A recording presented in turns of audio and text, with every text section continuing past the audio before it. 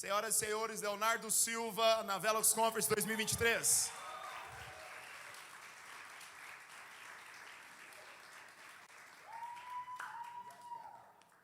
Que honra, que privilégio para mim estar aqui junto com vocês. É sempre muito bom poder conhecer mais uma parte da minha família da fé, mais uma parte do povo que eu vou passar a eternidade junto. Amém? Então vocês têm que gostar de mim, porque a eternidade é um tempo sem tempo.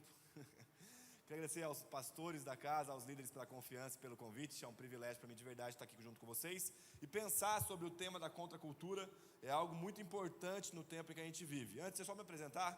Para quem não me conhece, meu nome é Leonardo. Eu tenho 29 anos, completei agora em novembro 29 anos. Sou casado com a Ellen, já vou completar 10 anos de casado. Casei bem novinho, casei com 19 anos. E agora nós somos pais do Teófilo, um bebezinho de 2 anos e 7 meses. Coisa mais linda do mundo, morrendo de saudade dele. Está lá em Minas Gerais, na minha terra. Aliás, já vamos abrir um parênteses aqui. Toda vez que eu venho para Goiânia, ou para o Goiás, eu tenho que explicar. Gente, escuta. Estado de Minas não tem muita coisa. Se vocês tirar a pamonha de nós, vai ser muito difícil. Então a pamonha é mineira. Beleza? A gente emprestou para vocês. A outra vez que eu vim ministrar aqui, eu fui ministrar em Rio Verde. Aí o pastor foi me buscar e falou: Não, vou levar vocês para comer, como é que é? A verdadeira pamonha do Brasil. Só que na hora eu estava mexendo no celular, eu não dei muita moral, né? Eu falei, beleza. Daí ele repetiu, eu falei: Pastor, peraí. Sou mineiro, não sou paulista não, sou mineiro. Pamonha verdadeira é de Minas Gerais. Ele: Não, rapaz, é de Goiás. Aí a gente ficou numa briga ali e tal, mas aí no final ele se convenceu de que a pamonha de fato é de Minas. Nós auxiliamos o Douglas e a Val, gente, lá na família do Zascope, também no movimento do Zascope. Alguém assistiu um vídeo do Zascope, pelo menos, levanta a mão. Glória a Deus. Se a pessoa que está do seu lado não assistiu, se chama ela para se converter, até no final do culto. Abre comigo a sua Bíblia. 1 Coríntios, capítulo 3, versículo 1. 1 Coríntios, capítulo 3, versículo 1.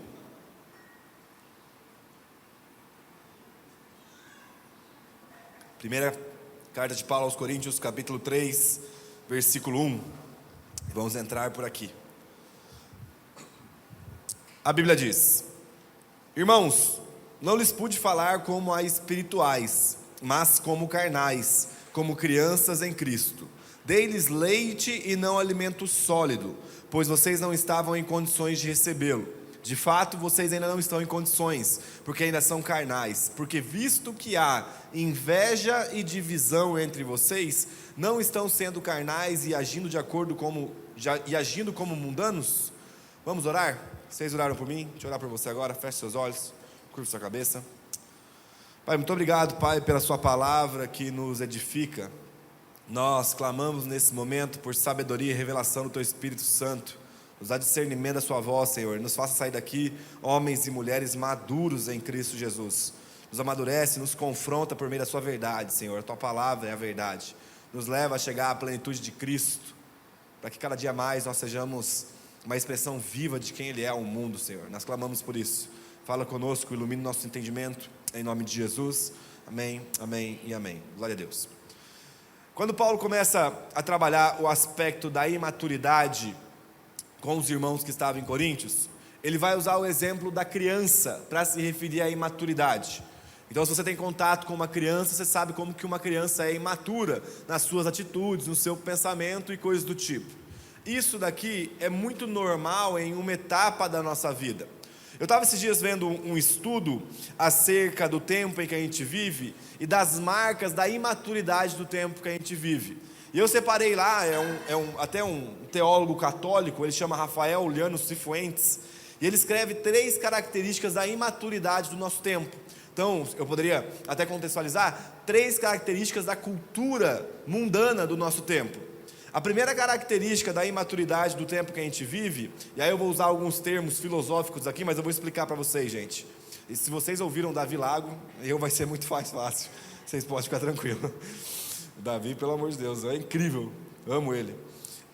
A primeira característica da imaturidade do tempo que a gente vive, ela pode ser chamada de hedonismo permissivista. O que é isso? Basicamente seria o prazer a todo custo, o prazer como lei máxima de todo o comportamento do ser. Isto é, a submissão irrestrita a tudo que for agradável e me dá prazer imediato. Como uma criança quer o que é bonito, o que dá um novo prazer, quer agora e não pode esperar. Então, a imaturidade do nosso tempo, ela se revela no fato de que o indivíduo, o ser humano, é totalmente guiado pelo prazer, ou pelo seu desejo de prazer. Então ele é hedonista no sentido de que ele está apaixonado, as paixões interior do seu ser está totalmente aflorada em busca de prazer, e prazer imediato. Existe uma segunda característica do tempo que a gente vive, da imaturidade do tempo que a gente vive, que seria então o relativismo moral, que basicamente é: as escolhas não obedecem um princípio permanente, mas o princípio é relativizado pela minha conveniência. Isto é, sem princípios, falta também um compromisso com valores centrais da vida, como integridade, honestidade e fidelidade. Se o prazer é a força que me leva a viver, se o prazer é a coisa, ou o que me norteia na vida, eu quebro princípios importantes que devia domar o prazer, a fim de que cada dia mais eu possa sentir mais prazer. Vou te dar um exemplo. O princípio, ou então o valor da integridade, da aliança, da fidelidade, é quebrado por vezes por homens e mulheres que cometem um adultério porque eles desejam a todo custo sentir algum tipo de prazer. E aí eu posso dar um exemplo, talvez vocês que são mais novos e não são casados, o pecado da fornicação. Você quebra um princípio da santidade, você quebra o princípio de ser íntegro diante de Deus, a fim de se obter ou de sentir algo que ainda não é o momento para que você sinta. Isso se chama imaturidade, né? Abrir mão do princípio que norteia, a fim de viver por aquilo que eu sinto ou pelos desejos do meu coração. E a terceira característica da imaturidade do tempo em que nós vivemos é a futilidade existencial, que basicamente seria: já não é mais sobre ser alguém de valores sólidos, mas fazer as coisas visando somente o proveito pessoal ou o que me é mais lucrativo. Então eu tenho um discurso de ser alguém de valor, eu tenho um discurso de ser um homem, uma mulher de princípios, desde que esse princípio não me impeça de ter prazer. Se esse princípio me impede de ter prazer, eu abandono o princípio em prol do prazer. Isso é marca clássica da imaturidade. São homens e mulheres que se movem pelos seus desejos pecaminosos, são homens e mulheres que são totalmente viciados nos prazeres carnais. Agora, se essas características são marcas do tempo em que nós vivemos, nós temos nas Escrituras as características da maturidade. Então, abre comigo aí agora, Efésios capítulo 4, versículo 1. Efésios capítulo 4, versículo 1. Nós vamos ler 14 versículos, gente. Efésios capítulo 4, versículo 1.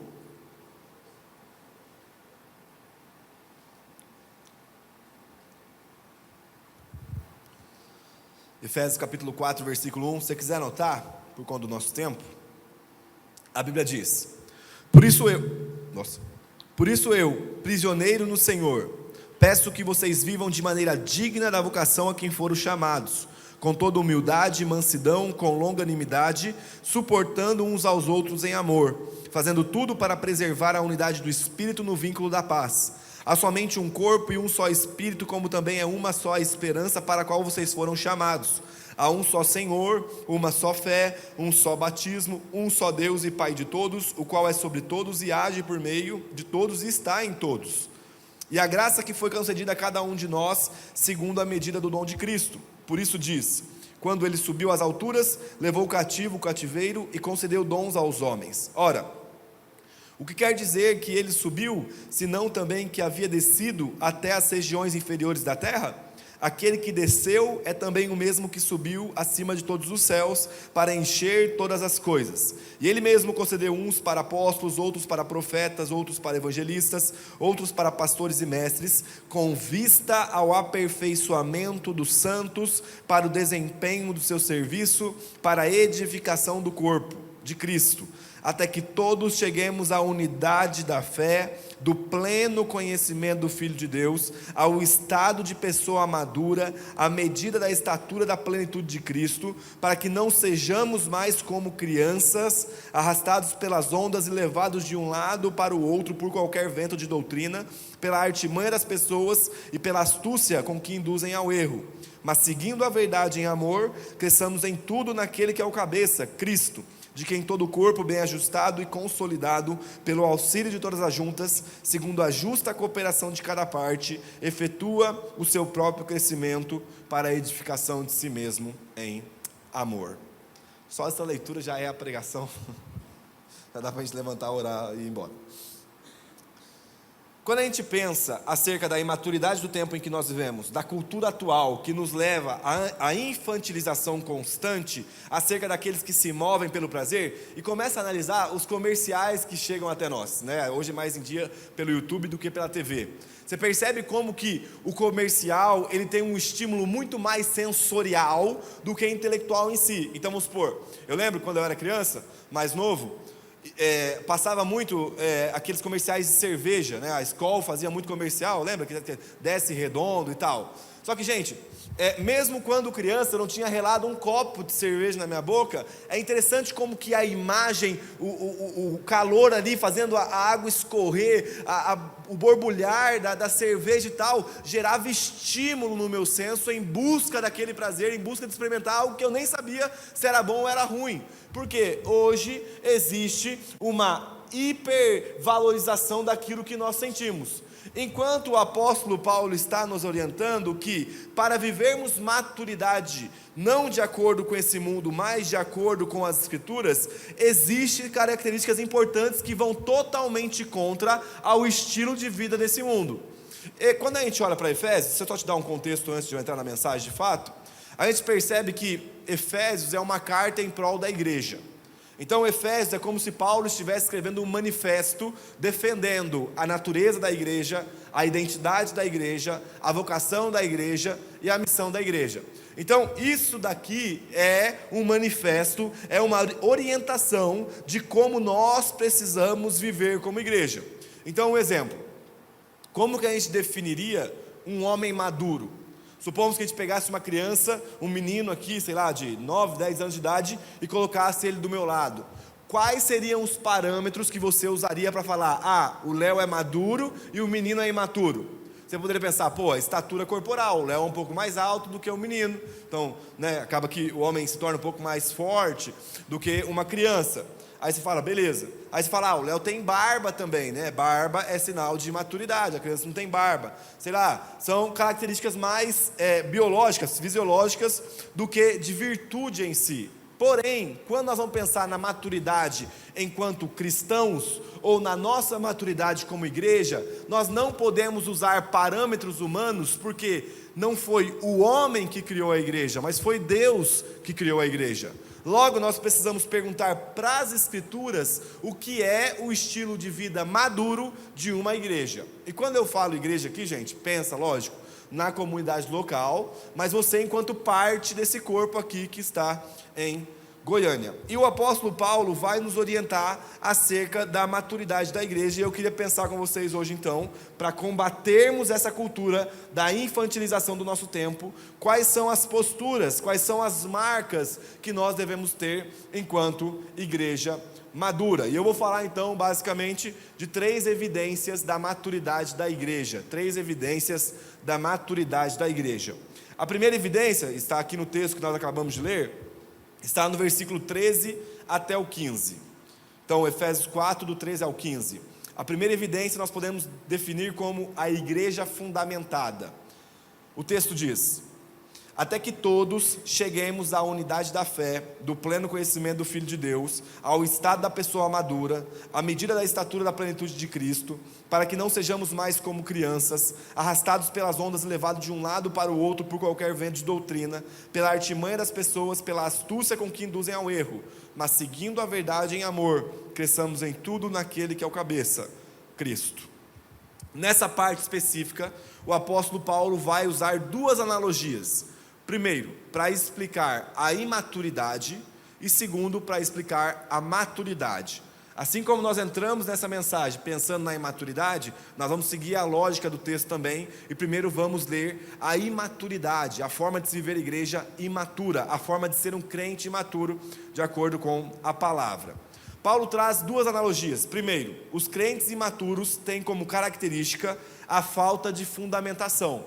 Então eles são arrastados pelas ondas. É a primeira característica da imaturidade de nós enquanto crentes, que basicamente seria o exemplo de um barco em meio ao mar sendo afetado por uma tempestade que o arrasta por qualquer lado. Sabe quando você assiste um filme, você está vendo um barco indo numa direção, mas ele está sendo violentado pelas ondas, então ele perde o rumo e ele fica à deriva? Essa é a primeira característica de alguém que é imaturo. Ele é levado por qualquer onda, é uma fé circunstancial. Mas a segunda característica que o apóstolo Paulo nos traz é que ele é levado de um lado para o outro por qualquer vento. E aqui, provavelmente, Paulo estava pensando em uma folha. Sabe quando você vai numa árvore, você tira uma folha e você joga ela assim, aí ela fica levada de lá para cá por qualquer vento que vai ali então afetar ela? É a mesma coisa de um barco que está sem direcionamento, é a mesma coisa de uma folha que não tem estabilidade e é levada de um lado para o outro. Eu poderia usar uma frase aqui clássica para evidenciar essa imaturidade no nosso meio. Basicamente seria: hoje eu creio, aí chega amanhã por qualquer circunstância, agora eu não creio mais.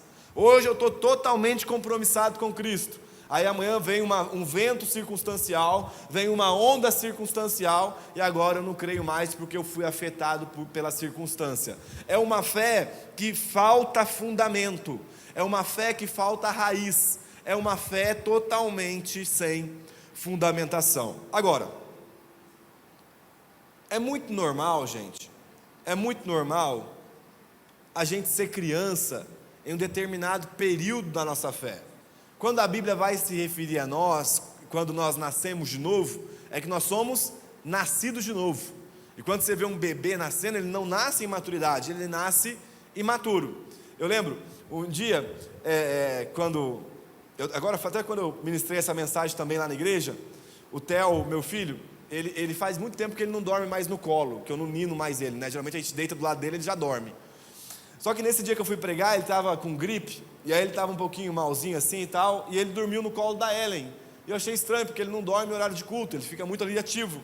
E nisso que eu estava do lado dela, ele olhou para mim, levantou o bracinho, né, e veio assim no meu colo. Aí eu fiquei com ele lá no colo, assim, ninando ele. Aí eu pensei, cara, ou esse menino cresceu, ou eu estou mais fraco. Porque fazia tempo que eu não ninava ele, eu deito com ele na cama, a gente dorme junto ali todos os dias, mas eu não preciso mais ninar. E por que o Theo cresceu? É simples, ele está sendo criado em um ambiente saudável que propõe a ele nutrientes necessários para que ele se desenvolva, primeiro biologicamente e também mentalmente. Quando eu olho para nós enquanto igreja e eu percebo que existem crentes que estão há 10, 15, 5 anos na mesma etapa de imaturidade de criança, e eu penso que essas pessoas estão vivendo um ambiente de igreja local saudável, o questionamento que fica dentro de mim é: por que não estão amadurecendo? Sendo que a maturação, o amadurecer é um processo natural de ambientes saudáveis. É muito normal você ir numa região periférica e você perceber que tem criança desnutrida, porque ela não está crescendo em ambiente saudável, e isso faz com que ela seja privada de desenvolvimento. Mas pensando nas nossas igrejas, e claro que eu sei que no Brasil existem igrejas doentes, gente, né? Não vivo a utopia de achar que todo lugar é bom, mas pensando na nossa realidade, enquanto igreja local, se estamos vivendo um ambiente saudável, por que a gente não está amadurecendo? Aí existem duas respostas. A primeira é: talvez o ambiente não seja tão saudável assim, mas conversando com o líder de vocês, eu acho muito difícil que essa seja a questão de vocês. Mas existe um segundo ponto, que seria a possibilidade de talvez a pessoa nem ter nascido de novo. Se não existe um processo de maturação na sua vida, se faz 3, 4, 5 anos que você está na mesma etapa da fé, nós devemos questionar o fato de se você nasceu de novo de fato. Por quê? o amadurecimento é um processo normal daqueles que estão inseridos em um ambiente saudável. A pergunta que fica é: se estamos vivendo igreja local de forma saudável, por que nós não estamos amadurecendo? Porque vivemos com as marcas da infantilização do nosso tempo evidenciada todos os dias na nossa igreja. Talvez nós estamos lidando com gente que nem nasceu de novo. Gente, assim como você pegar um banco desse e ficar sentado na garagem da sua casa não vai te transformar num carro, você ficar sentado na igreja aqui há 10 anos não vai te transformar num crente. Você precisa nascer de novo. É uma obra do Espírito dentro de nós. Agora, é interessante que Paulo vai falar que a imaturidade da fé, ela tem como marca essa sedução por qualquer falácia teológica. E sabe, às vezes eu abro a internet, abro meu Instagram, e aí eu estou olhando lá e eu vejo algumas pessoas ensinando a Bíblia, gente, que me dá calafrio, talvez por conta da vocação do ensino. Eu fico um pouco mal de ver alguns ensinos totalmente tortos em relação às Escrituras. Aí, um dia eu lembro que eu gosto muito de comer amendoim. Eu gosto muito de comer amendoim, né? Eu tenho um pote de amendoim em casa. Aí eu viro 1 quilo de amendoim lá e eu vou comendo. Passo lá num dia e tal, pego, vou comendo. Aí o Theo, de tanto ver eu comendo, ele também gostou de comer amendoim e acaba que ele come amendoim junto comigo. Eu lembro um dia que eu estava lá, eu peguei e tal, quer filho amendoinzinho? Ele quer e tal, eu dei para ele. Aí um outro dia aleatório, eu estava lá estudando e tal, e aí o Theo viu um amendoim no chão. Provavelmente em uma dessas pegadas minhas, eu acabei derrubando e não peguei lá o amendoim que estava no chão. Nisso que ele viu o amendoim no chão, ele foi lá e ele foi tentar comer. No que ele foi, e eu estudando assim, eu vi ele indo para o cantinho, ele pegou o amendoim e colocou na boca. Eu estava indo para colocar na boca, eu gritei, não. Aí ele, mas por quê? É um amendoim. Eu falei, sim, mas esse amendoim está sujo.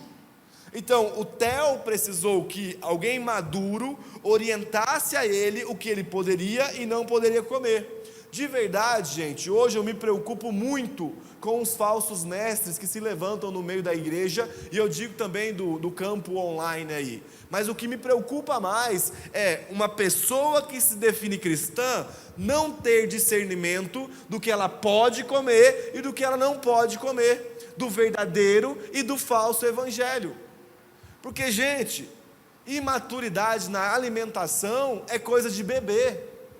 Não tem como nós consumirmos todos aqueles que colocam um arroba de PR, de pastor, ou seja lá qual for a sigla, e nós acharmos que tudo que nos é falado na internet está para nos alimentar. Não! Paulo está falando que existem pessoas que se levantam com astúcia para enganar o povo, e você consome o pregador A e o pregador B, que são antagônicos, um de fato é uma bênção, o outro de fato não é, e você fala, não, mas está falando de Cristo, me edifica, pelo amor de Deus.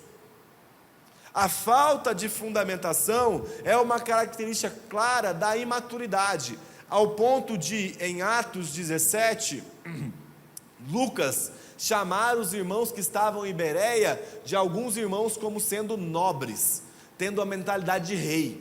Ele fala o seguinte, Atos 17:11, os judeus que moravam em Bereia tinham a mente mais aberta do que os de Tessalônica, e ao ouvirem a mensagem de Paulo, presta atenção, gente, e ao ouvirem a mensagem de Paulo com grande interesse, todos os dias examinavam as escrituras para ver se Paulo e Silas ensinavam a verdade.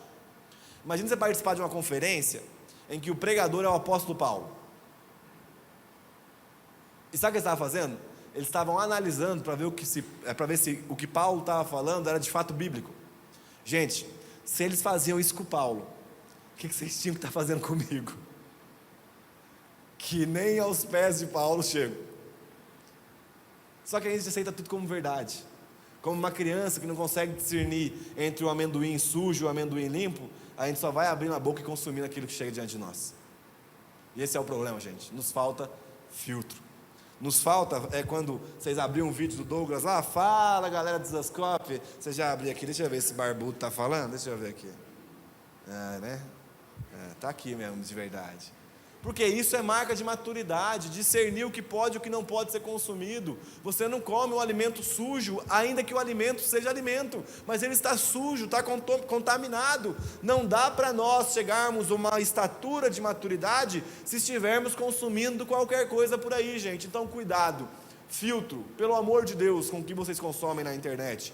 Tenham maturidade para entender de que ainda que soe como o Evangelho, ele pode estar sujo com questões que deturpou esse mesmo Evangelho. Tem marca, tem características de Evangelho, mas a definição me coloca no centro. Já era, tirou o propósito, pois o centro do Evangelho sempre foi e sempre será o Cristo. Finalidade bíblica não é te fazer vencedor, gente. Não é te fazer mais rico, mais próspero, não. Finalidade bíblica é exaltar o Cristo. Ele é o alvo. Então, quando você estiver ouvindo uma mensagem que você está muito no centro, já toma cuidado, porque a centralidade das Escrituras sempre será o Cristo. Agora, Paulo começa falando da imaturidade, como nós falamos, e ele usa alguns termos para se referir à maturidade. Então, a primeira evidência, vamos lá para a gente não perder só, tá? A primeira evidência é uma igreja fundamentada, e agora nós vamos ver a característica da fundamentação dessa igreja. A primeira coisa é a unidade da fé, que seria uma fé bíblica, uma fé cristã. Nós estamos unidos aqui porque nós temos fé na palavra que Deus nos revelou. Ele fala: nós precisamos buscar o pleno conhecimento do Filho de Deus, que seria conhecimento revelado nas Escrituras, não um Cristo folclórico criado pela nossa mente. Eu acho que até vocês fizeram um corte sobre essa minha fala. Às vezes eu vou evangelizar alguns crentes, e eu acho muito interessante. Alguns crentes, eu vou reformular. Vou evangelizar algumas pessoas, e eu acho muito interessante que eu pergunto assim: quem Deus é para você? Aí a pessoa começa a falar, gente: Deus para mim é isso, Deus para mim é aquilo. Eu falo: que legal, cara. Mas deixa eu te perguntar uma coisa: da onde você tirou que Deus é isso? Aí a pessoa fala assim: eu creio, eu tenho boa intenção. Eu falo: tá, beleza. Então você está fundamentando a sua crença em cima, você está fundamentando a sua eternidade em cima de uma boa intenção? Ok. Quando eu vou falar com um não crente e ele me explica Deus a parte das Escrituras, eu não me preocupo tanto, porque o cara não é crente, então ele não tem o conhecimento bíblico. A minha preocupação está quando eu vou discipular alguns jovens ou até mesmo adultos, e aí eu começo a perguntar para eles quem Deus é para vocês, e eles falam tudo menos o que está na Bíblia. E qual que é a minha preocupação, gente? De nós estarmos nos relacionando com um Cristo que foi criado pela nossa mente. Um Cristo que não é o Cristo das Escrituras. E o problema de se relacionar com um Cristo que não é o Cristo bíblico, é que esse Cristo ideológico, esse conto de fadas chamado Cristo, que você criou na sua cabeça, no final da sua vida não terá poder de te salvar. Às vezes eu fico pensando, a gente chegando na eternidade, né? Aí a gente olha para Jesus, as pessoas que não se debruçam sobre as Escrituras olham para o Cristo e pensam assim: nossa, pensei que era diferente. E é claro que será muito maior do que a gente pode compreender, mas será algo que se aproxima do nosso conhecimento, porque Ele deixou a palavra para nós como revelação. O problema é quando o conhecimento é antagônico. E a questão, gente, é que o problema não está no Cristo, o problema está em nós, que criamos uma fada na nossa mente, um Deus segundo as nossas ideias, e nos relacionamos com essa ideia, ao invés de se relacionar com um homem que está vivo. Então escuta, o Deus que nós nos relacionamos é um Deus que revelou quem Ele é a nós por meio da palavra. Então cremos e não somos como um barco à deriva ou como uma folha jogada no vento, porque estamos fundamentados, porque existe uma base da nossa vida. Por que você crê que Deus é assim? Porque Ele me disse por meio da palavra que Ele era assim. Nossa, por que você crê que Deus vai fazer isso? Porque está escrito na palavra que o meu Deus faria isso. E como Ele se revelou a mim por meio do fundamento chamado palavra, eu preciso confiar nisso e não naquilo que eu acho acerca de Deus. Porque, gente, de verdade, o meu achismo e o seu achismo não tem muita importância quando nós estamos pensando acerca da fé. Então, a maturidade fundamentada, Paulo usa a unidade da fé, o pleno conhecimento do Filho de Deus. Ele fala ao estado da pessoa madura, à medida da estatura da plenitude de Cristo, que seria buscarmos uma maturidade que é a semelhança de Cristo Jesus, seguindo a verdade em amor, que é uma fé bíblica com afeição e sentimentos. E é interessante que nós temos duas passagens nos evangelhos, onde Jesus nivela a importância da palavra enquanto alimento para o crente, da mesma forma que o alimento comum é para a nossa vida. Ele fala em Mateus capítulo 4, versículo 4: Jesus, porém, respondeu: está escrito, o ser humano não viverá só de pão, mas de toda a palavra que procede da boca de Deus.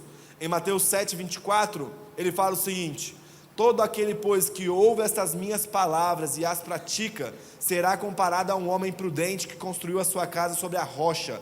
Caiu a chuva, transbordaram os rios, sopraram os ventos e bateram com força contra aquela casa, e ela não desabou, porque tinha sido construída sobre a rocha. E todo aquele que ouve essas minhas palavras e não as pratica, será comparado a um homem insensato, que construiu a sua casa sobre a areia. Caiu a chuva, transbordaram os rios, sopraram os ventos e bateram com força contra aquela casa, e ela desabou, sendo grande a sua ruína. Então, são dois estilos de vida. Um estilo de vida fundamentado, e casa aqui a gente pode interpretar como vida, e tem um estilo de vida sem fundamentação. A circunstância positiva e negativa vem para ambos. A grande questão é que permanecerão aqueles que estão totalmente fundamentados na palavra. Só que, se a primeira evidência de uma igreja madura é que ela é fundamentada, no texto de Mateus capítulo 7, versículo 24, nos traz a segunda evidência. Primeira evidência, uma igreja fundamentada. Primeira evidência da maturidade, fundamentação. A segunda evidência da maturidade seria uma igreja responsável. Então, apesar de nós crermos sim que a fé bíblica é uma fé teórica, ela é também uma fé totalmente aplicável ao nosso dia a dia. Precisamos de uma fundamentação que norteia a nossa ação. Presta atenção nisso. A fundamentação bíblica é a forma pela qual nós norteamos o nosso agir.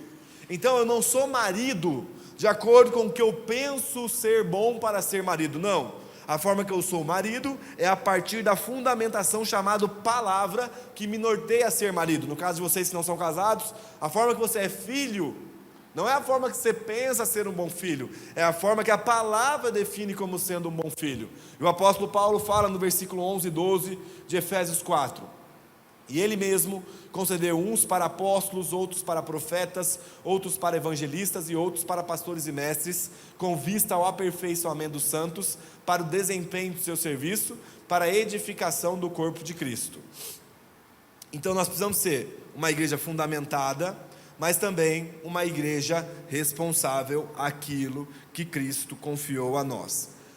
Nós não vamos ter tempo de entrar aqui nas vocações de Cristo, apóstolos, profetas, mestres, evangelistas e pastores, para nós falarmos sobre isso. Mas a finalidade dessas vocações, desses dons de Cristo, sempre será testificar o evangelho de Cristo no meio da igreja. Então presta atenção, Deus deu a cada um de nós um dom específico. E esse dom visa uma coisa: a testificação, o testificar Cristo no meio do corpo.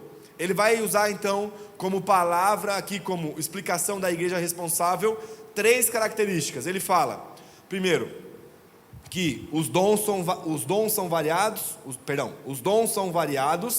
mas a finalidade é o aperfeiçoamento dos santos, que basicamente seria restaurar a saúde espiritual de alguém que sofreu uma queda, auxiliar no processo de santificação e discipulado.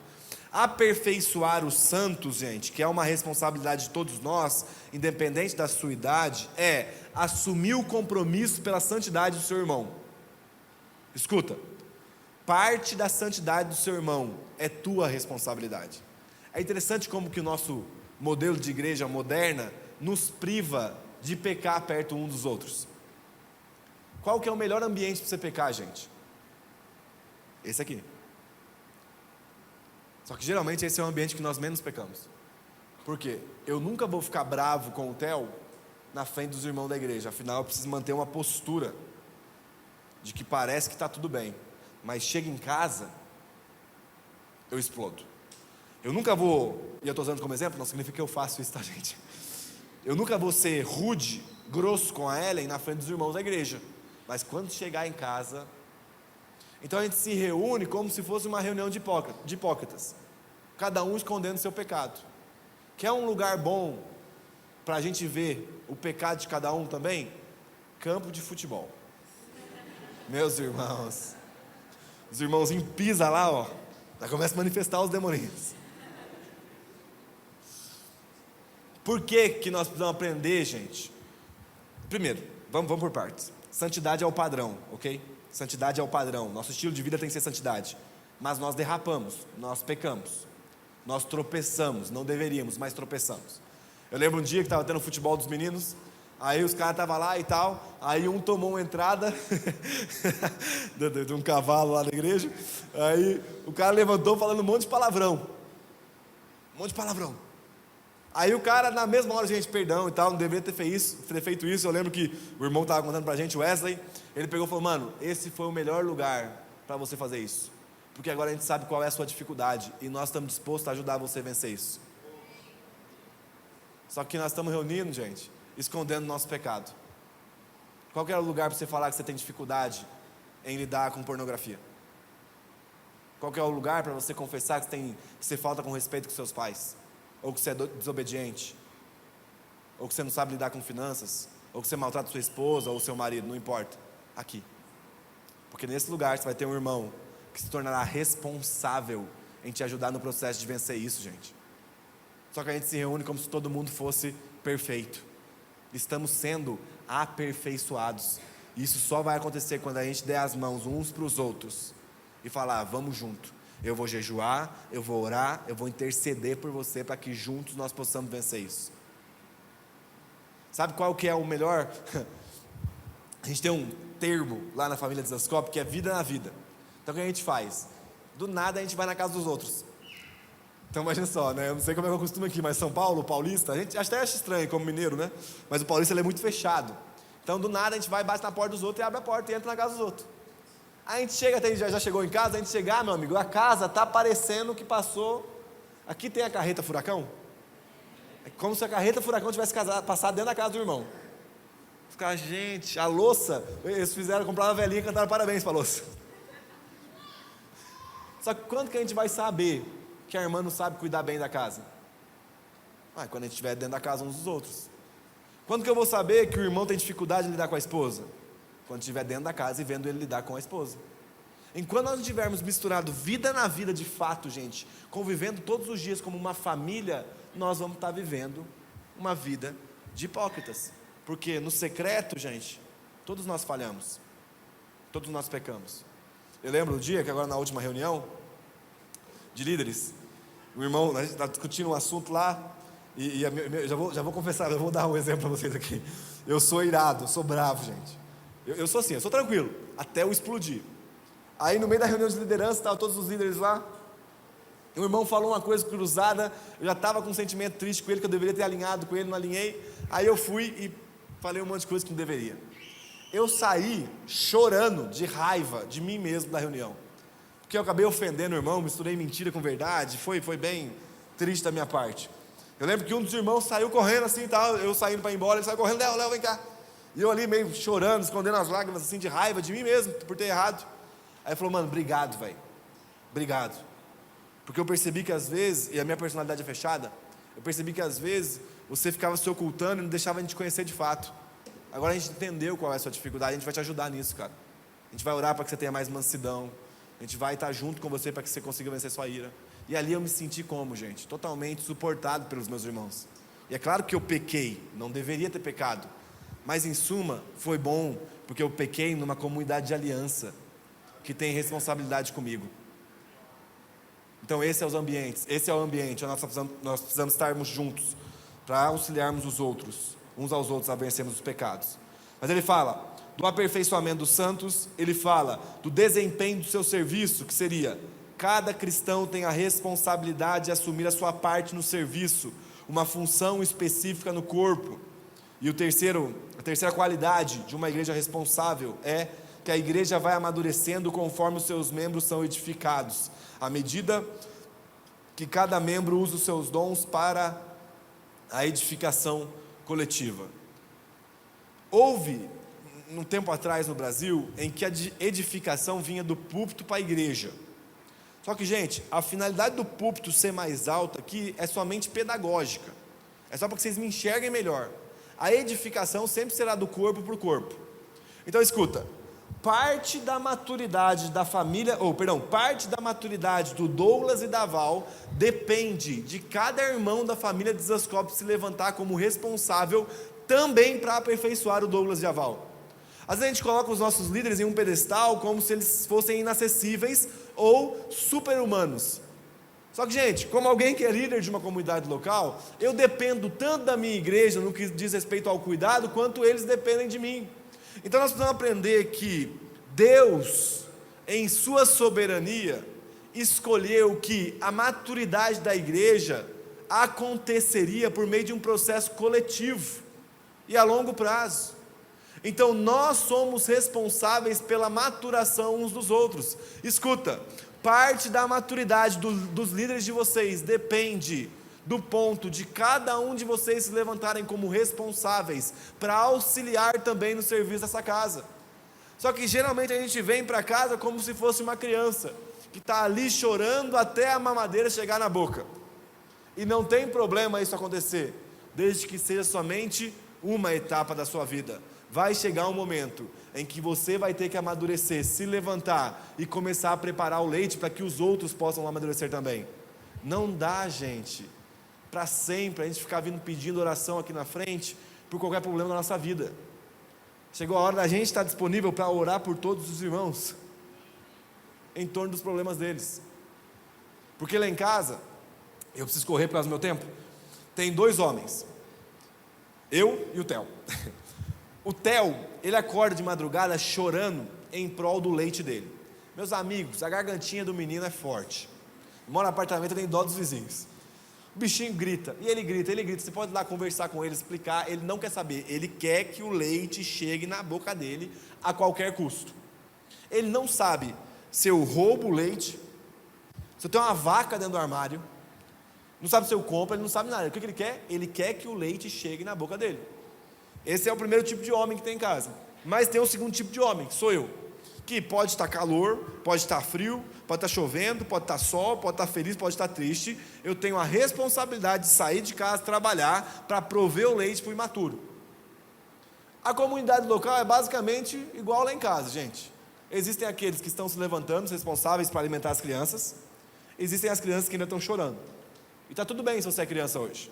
A questão é que nós precisamos que você amadureça, para que nós possamos complementar na maturidade no geral da igreja. Então é que todos nós cheguemos à estatura da plenitude de Cristo Jesus. Eu vou perguntar um negócio, você responde aí, pode responder alto, tá, gente? Quem é responsável pela edificação da igreja? Fala eu para ficar mais. Quem é responsável pela edificação da igreja? Lembra disso, gente, lembra disso.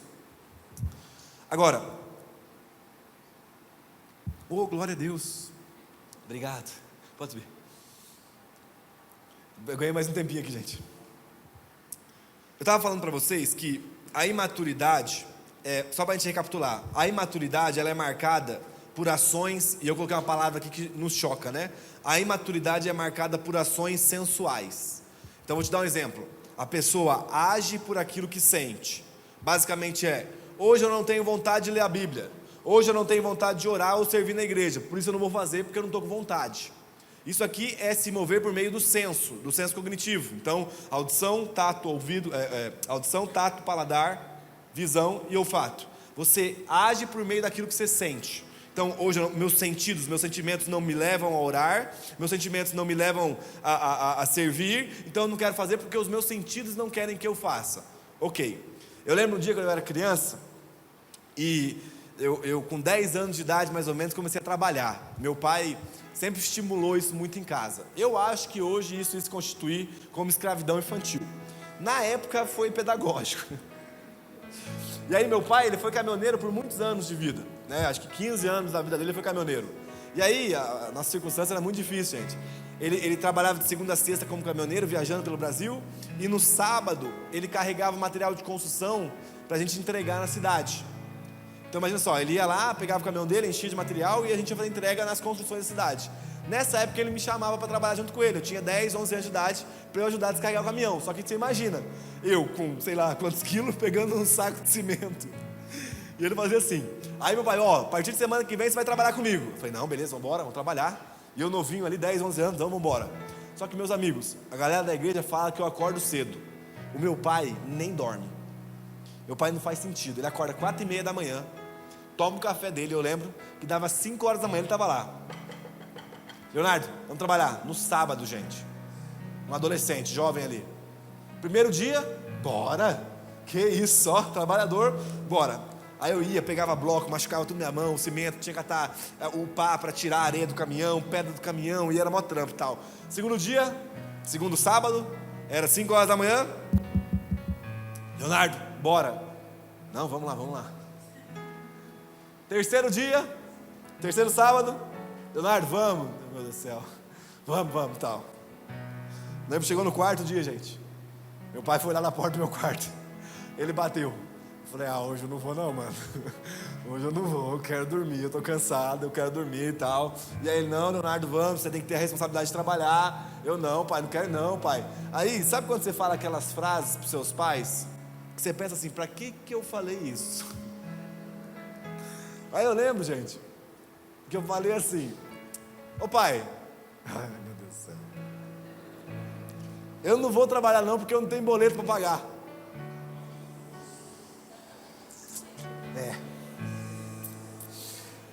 Nisso, meu pai sempre foi muito elegante, mas ele abriu a porta do quarto com tudo, buf. Ele falou, levanta da cama. Levanta da cama. Eu levantei. Eu sempre fui obediente. Aí ele falou assim, ó, é o seguinte, presta atenção. Eu não estou te criando para ser um pagador de boleto. Eu estou te criando para ser um homem responsável. Então troca de roupa e vamos trabalhar. Escuta o que eu vou te falar. Eu casei com 19 anos de idade. 19 anos de idade, há 10 anos atrás, eu assumi um aluguel de R$800 por mês. Nunca na minha casa faltou água, luz ou comida para minha esposa. E eu não estou falando isso para mérito próprio não. Eu estou honrando meu pai, que me ensinou a viver não por aquilo que eu sinto, mas pelas responsabilidades que eu tenho. Escuta, eu quero muito que o Theo seja um bom filho, mas se ele for um bom filho com 30 anos de idade, eu vou ser o maior fracassado de todos os tempos. Porque a minha função enquanto pai é formar alguém que é capaz de me substituir. Então sabe quando eu vou estar feliz? Quando chegar a esposa do Theo lá em casa sorridente, o filho dele feliz e contente, e eu observar e eu perceber que eu criei um homem responsável, que não se move por aquilo que ele sente, que não vai trabalhar ou deixa de ir porque quer ou porque não está sentindo que é dia ou porque está cansado. Porque eu estou falando que nós precisamos estar em um ambiente de uma igreja onde nós precisamos assumir as responsabilidades por meio da convicção de fé, gente. Você deixar de orar porque está sentindo que está sem vontade é imaturidade. Assim como um pai de família deixar de trabalhar porque está sentindo que não quer trabalhar naquele dia é loucura. A imaturidade ela é marcada por ações sensuais. A maturidade é marcada pelas ações de convicção de fé. Isto é, ajo de acordo com o que eu creio, com os meus princípios. Que basicamente seria, ainda que sem vontade, cumprirei a parte que me cabe de responsabilidade, por conta da minha aliança com Deus e com os meus irmãos. Mas é que eu estou cansado. Mas sabe o que é? É que a aliança que eu tenho com vocês é mais importante do que a minha canseira.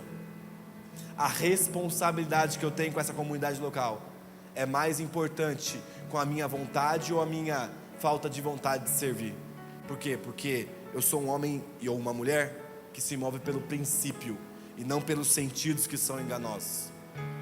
Gente, o sentimento nos engana. Você deixar de ler a sua palavra, a sua Bíblia, porque você está com vontade, você deixar de orar porque você está sem vontade, gente do céu. Vou explicar um negócio bem rápido, não está no esboço, mas aqui aí eu concluo. Quando você está com febre, aí você está lá com febre, aí você está suando, mas está com frio ao mesmo tempo. Você pega aí, se cobre, porque os seus sentidos estão te enganando. Na hora que você cobre, você começa a suar frio, e você tira a coberta. E aí quando você tira a coberta, você começa a passar frio de novo. Os sentidos do nosso corpo, eles estão doentes, assim quando nós estamos com febre, gente. Se o sentido do nosso corpo não tem a capacidade de definir se a gente está com calor ou com frio, você acha que ele tem capacidade de definir as suas responsabilidades, a sua identidade? Meu irmão, os nossos sentidos estão enganados, os nossos sentidos estão doentes, Por isso nós não somos chamados a nos mover por aquilo que sentimos, mas por aquilo que cremos. Então eu creio que é necessário para um crente ler a palavra todos os dias. Eu estou com preguiça, não importa, eu farei mesmo que sem vontade. Eu creio que é importante servir na minha comunidade local, mesmo quando eu estou cansado. Faço isso por causa que eu estou sentindo que não, porque eu creio que existem irmãos, homens e mulheres que dependem desse trabalho, para que eles possam amadurecer também. E nessa ação, por convicção de fé, nós vamos nos movendo. Tem um texto que é clássico,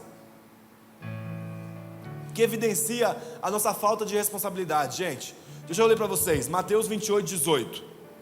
A Bíblia diz: Jesus, aproximando-se, falou-lhes dizendo: toda a autoridade me foi dada no céu e na terra, portanto vão e façam discípulos de todas as nações, batizando-os em nome do Pai, do Filho e do Espírito Santo, ensinando-os a guardar todas as coisas que tenho ordenado a vocês, e eis que eu estou com vocês todos os dias até o fim dos tempos. Esse texto aqui é clássico para evidenciar nossa falta de responsabilidade. A estrutura textual nos propõe que Jesus está falando: gente, eu sou Senhor sobre céus, terra e todas as coisas. Se a gente pudesse usar um linguajar mais grosso, Jesus está dando uma carteirada. Sou Senhor. Diante do meu senhorio, eu estou ordenando que vocês vão pelo mundo, preguem o Evangelho e façam discípulos. Amém? Todo mundo crê que Jesus é Senhor aqui, amém? Quanto tempo nessa semana você separou para fazer um discípulo de Cristo? Para quantas pessoas você mandou mensagem perguntando como é que estava a dificuldade com o irmão, com a irmã, referente àquele pecado que você sabe que ela cai constantemente? Quantas vezes você ligou para orar com alguém essa semana? Quantas vezes você usou seu WhatsApp para alguma coisa que fosse o benefício do corpo de Cristo essa semana? Gente, será que nós entendemos que Cristo é Senhor? E que toda a autoridade foi dada a Ele, e Ele nos deu um comissionamento e não uma sugestão? Ir pelo mundo, assumir o compromisso de discipulado mútuo no meio da igreja, não é uma sugestão de Cristo, é uma ordenança. Está no mesmo nível de não matarás, não adulterarás, não roubarás, porque é a palavra de Deus. Cristo é Deus, tanto quanto Deus Pai, e Ele manda a gente fazer discípulo. Quanto tempo nós dedicamos em discipular pessoas essa semana? Será que nós entendemos o que é ser uma igreja responsável, gente? Ou nós estamos nos reunindo para consumir algo, para receber? E existe a estação de receber, gente, mas não podemos travar aí. E para eu terminar, só recapitulando, as evidências de uma igreja madura: uma igreja fundamentada, uma igreja responsável. E o terceiro ponto, agora eu encerro, seria uma igreja unida em amor. Paulo fala em Coríntios, o texto que nós lemos no início, que por haver divisões entre nós, isso revela que nos falta maturidade. Então uma igreja unida em amor é a igreja que evidencia maturidade. E é interessante que ele fala em Efésios 4, do 1 ao 3: por isso eu, o prisioneiro no Senhor, peço que vocês vivam da maneira digna da vocação a que foram chamados, com toda humildade e mansidão, com longanimidade, suportando uns aos outros em amor, fazendo tudo para preservar a unidade do Espírito no vínculo da paz. Basicamente, para a gente viver uma igreja unida, nós precisamos ter 5 qualidades, gente. Primeiro, com toda humildade, isto é, reconhecer a dignidade e o valor das outras pessoas. A mentalidade que houve Cristo de esvaziar a si mesmo, tornando-se um servo. O nosso próximo tem valor. A segunda qualidade, mansidão, que seria a suavidade dos fortes, cuja força está sob controle. Gente, não existe virtude na fraqueza. Ser fraco é um vício, não é virtuoso. Virtuoso é você ser forte e controlar a sua força. Lembra de Jesus? Quando ele é preso no Getsêmani e Pedro corta a orelha do soldado, e ele fala: Pedro, o que você está fazendo? Existem legiões de anjos à minha disposição. Mas Jesus não usa essa sua força em benefício próprio. Eu luto jiu-jitsu e geralmente os caras mais incríveis da academia, mais gente boa, são os faixa preta. Meu amigo, os caras são uma arma, eles podem nos matar assim, ó. Mas são os caras mais tranquilos. Então o princípio do jiu-jitsu é quando você é mais graduado, você tem uma faixa colorida, você luta sempre para auxiliar o que não é tão graduado. Aí eu lembro, eu sou faixa azul, que seria a segunda faixa, né? Você branca 1 grau, 2 graus, 3 graus, 4 graus e faixa azul. Aí eu lembro que eu peguei a faixa azul, passou uns 2, 3 meses, eu fui rolar com faixa branca. Eu falei, não, tem que ser manso, ajudar o cara a rolar, né? A gente chama de rola, a luta. Aí eu lembro que eu estava ali, deixando o cara movimentar e tal. Aí eu caí numa posição que a gente chama de 4 apoios, né? Que seria posição de 4 apoios. E tem alguns golpes no jiu-jitsu que você pode fazer, mas ele é sujo, ele é feio de ser feito. E um deles é o crossface, que basicamente seria o mata-leão. Todo mundo sabe qual que é o mata-leão aqui, né? Para você se proteger do mata-leão, você ergue a sua escápula, que é essa parte aqui do corpo, e abaixa o queixo. Mas a pessoa na maldade coloca esse osso aqui, que a gente chama de faca do braço, no seu maxilar, e ele aperta. Mas gente, pode praticar, é um esporte super tranquilo, não se preocupe. Quando você aperta, ao invés de pegar o mata-leão, pega no maxilar. Então imagina a dor do braço do cara apertando aqui. E o cara fez isso em mim, gente. E eu tava deixando ele rolar na moral. Aí eu falei, miserável, velho, vou matar esse cara. Eu lembro que eu consegui sair e tal, e na hora que eu tava por cima dele, eu preparado para descontar minha raiva. Aí eu falei, não, peraí, cara. Um dia eu fui esse cara, imaturo. E eu lembro que foi um exercício para mim de mansidão ali, de controlar a minha raiva de ter sido machucado. Aí acabou o rolo, eu falei, não faz isso não, cara, que isso aí machuca pessoas e tal. E quando você faz isso, você até ativa na gente uma raiva. A mansidão é basicamente isso: você suportar a fraqueza do outro, você se controlar mesmo tendo poder para machucar o outro, mas não fazendo. Por quê? Porque você está em prol do desenvolvimento, da maturidade. E ele coloca também, suportando uns aos outros em amor, que seria: amar é procurar de modo construtivo o bem-estar dos outros e o bem da comunidade de aliança. Ser compassivo com as fraquezas dos outros, não deixando de amar o próximo devido às suas faltas que nos ofendem ou que nos desagradam. Agora, para eu terminar, aliás já falei isso 3 vezes, né? Mas é verdade agora. A unidade, gente, é algo muito importante no nosso meio. Tem um texto específico em João 17, que Jesus fala acerca da importância da unidade da igreja. Quando eu estava montando essa mensagem, eu fiquei pensando como é que eu explicaria essa questão da maturidade sendo evidenciada na nossa unidade. Aí eu pensei, até pedir Vitor, né? Lucas me ajudar aqui em relação a isso. Então o Lucas vai ser meu exemplo. Eu não toco teclado, não sei nada de música, eu bato palma fora do tempo.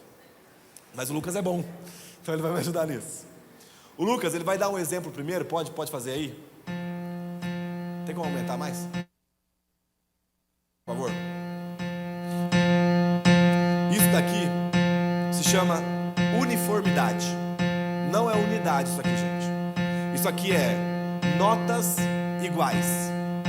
Imagina uma igreja só de dó, onde todo mundo é igual, fala igual, se veste igual, anda igual, prega igual, age igual. Isso aqui não é unidade, isso aqui é uniformidade. Cansa. No começo você fala, tá interessante, daqui meia hora, meus amigos, a gente não consegue ficar aqui de tanto que incomoda. Uma igreja uniforme, uma igreja de notas iguais, é uma igreja que incomoda a gente a longo prazo. Mas tem o segundo exemplo. Isso aqui seria notas diferentes, mas sem harmonia. É aquela igreja que você vai e até vê uma pluralidade, a diferença entre os irmãos, mas ninguém está contribuindo no desenvolvimento do outro. Eu só quero me fazer ouvido. Se eu sou o dó, eu quero mostrar para o ré, para o sol, para o lá e para o resto o quão alto eu falo, o quão bem eu me destaco. Então basicamente seria uma igreja com variedade, mas sem vínculo de aliança. Aí tem a última.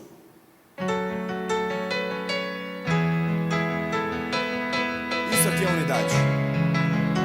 A unidade das notas diferentes com harmonia, que basicamente é uma igreja plural, unida na harmonia do Espírito Santo, que expressa virtude. Perceba que nenhuma nota está tentando sobressair uma em cima da outra. Pelo contrário, elas se complementam. E isso expressa virtude, isso expressa beleza. Provavelmente está se sentindo bem de ouvir essa música agora. Por quê? Porque tem beleza na unidade, gente. E escuta, mais belo do que a canção de um teclado, mais belo do que a harmonia de um piano de cauda, é a unidade da igreja. Porque quando nós chegarmos à maturidade de sermos um, o mundo ouvirá a canção mais bela de todas. E a canção mais bela de todas é: Cristo é o Senhor sobre todas as coisas. João 17, ele mesmo vai falar, versículo 20: não peço somente por estes, mas também por aqueles que vierem a crer em mim, por meio da palavra que eles falarem, a fim de que todos sejam um. E como tu, ó Pai, estás em mim e eu em ti, também que eles estejam em nós. Para quê? Para que o mundo creia que tu me enviaste. Eu lhe transmiti a glória que me deste, para que sejam um, como nós somos, eu neles e tu em mim, a fim de que sejam aperfeiçoados na unidade, para que o mundo conheça que tu me enviaste e os amaste, como também amaste a mim. Gente, não sei porquê, mas a revelação de Cristo ao mundo acontecerá quando nós estivermos maduros o suficiente para sermos um. Quando a gente trabalhar de forma harmônica, submetidos à voz do Espírito Santo, a fim de que cada um possa expressar a parte de Cristo que existe em si, para que o mundo olhe para nós e perceba uma coisa: Cristo foi enviado por Deus. Enquanto houver imaturidade, divisão no nosso meio, o método de evangelismo não será eficaz. Ao ponto de Apocalipse 12, o versículo da igreja que triunfa sobre a tribulação, fala o seguinte: e eles, basicamente nós, a noiva, a igreja, e eles o venceram, por causa do sangue de Cristo, e por causa da palavra do testemunho que deram, mesmo diante da morte não amaram a própria vida. Presta atenção que eu vou te dizer. E essa frase é uma frase clássica, gente. Cristo não se casará com uma menina. Cristo se casará com uma noiva madura. Quando Cristo deixar de olhar para a gente assim, e Ele começar a olhar para a gente assim, então chegou o momento do retorno. E esse processo é totalmente do Espírito Santo, mas nós podemos contribuir na maturação uns dos outros, quando nós deixarmos de vivermos pelos nossos próprios prazeres e assumirmos a responsabilidade enquanto corpo de Cristo. Então a única coisa que eu queria que vocês gravassem no meu coração de tudo que eu falei é: sejam responsáveis pela maturação da igreja. Sejam fiéis àquilo que Deus entregou a vocês. Não sejam infantis. Não sejam meninos na fé. Tenham discernimento entre o bem e o mal, entre aquilo que é saudável e não é. E acima de tudo, estejam disponíveis para contribuir na vida uns dos outros, gente. Sabe, enquanto tiver divisão no nosso meio, nós estamos vivendo como crianças. Agora, quando nós estivermos unidos, vai ser mais belo que uma canção, porque Cristo é evidenciado da unidade, ao ponto da gente chegar em Apocalipse pronto para falar: eu não amei a minha própria vida, eu me entreguei pelo testemunho do Cordeiro, pelo cuidado do meu próximo. Para quê? Para que a gente chegasse a um nível de maturidade, que a gente possa ir contra essa cultura que infantiliza a gente, que nos leva a sermos crianças com 20, 25, 30, 40 anos. Não, gente, a fase do videogame passou. Agora é a fase da responsabilidade. É a fase da responsabilidade. Assumam a responsabilidade, gente. Isso se faz necessário para que a gente viva um processo de maturação saudável. Fica de pé no seu lugar.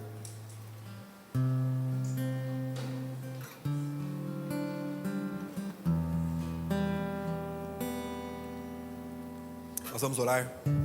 Se você puder fechar seus olhos. Pai, em nome de Jesus, obrigado, Senhor, porque nós nascemos de novo por meio de Cristo Jesus. Mas nós estamos aqui, Senhor, para declarar que nós desejamos amadurecer, Senhor, chegarmos à estatura de homem e mulher, conforme a plenitude de Cristo Jesus. Então nos leva a esse ambiente de maturação, Senhor. Nos ajuda a sermos homens e mulheres responsáveis pelo cumprimento da missão do Evangelho na terra.